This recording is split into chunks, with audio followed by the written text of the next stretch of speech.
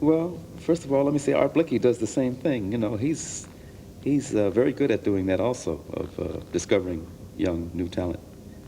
And I've been very fortunate in discovering some young and new talent. You know, it just takes some scrutiny. You know, you have to listen very intently and try to pick out, weed out the better young players. You know. When you started on your own, you probably wrote jazz history on the label Blue Note because you made very many productions which at that time were the thing to hear if you were interested in jazz. And if you're looking back now, today, do you have a favorite production? And did they change in the importance for yourself? Did you discover some things? Well, my favorite production is always the one that I've just completed, you know. And, you know, I've started my own record label now. I have the Silvetto record label. And actually, I have two record labels, the Silvetto label and the Emerald label. When you form your own company, there must be another reason apart from the financial reason. Do you feel more freedom in producing the kind of music you want to be than when you were, for example, with Blue Note? Well, that's exactly why I formed my own label.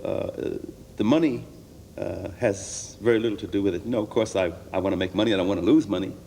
I don't want to break even. I want to make some profit, you know. But making huge profits, you know, if that happens, I'll be very grateful. But I mean, if it doesn't bother me, you know. As long as I make some profit, my main object is to play the type of music I want to play the way I want to play it, and produce the type of music I want to produce the way I want to produce it. You know. Now, I was very fortunate through the years with Blue Note that I had a free hand to do what I wanted to do. Of course, towards the end now of my time with them, I had some problems because I was taking my music in some directions that maybe they didn't quite understand. Why? I mean, you will always be playing jazz. Well, I asked that very same question, Peter. Why? You know, because I'm still playing jazz music. It's still Horace Silver. It's still my style. I haven't changed my style that drastically. I mean, I've changed my direction a bit. You know, my style might have changed very slightly, but I mean, I'm still playing Horace Silver style. My approach, my direction has changed somewhat. You know, the music that I'm doing on Silvetto has a spiritual connotation to it. And I think sometimes that frightens some of these people, you know, because it's not any type of way out approach to spiritualism, you know.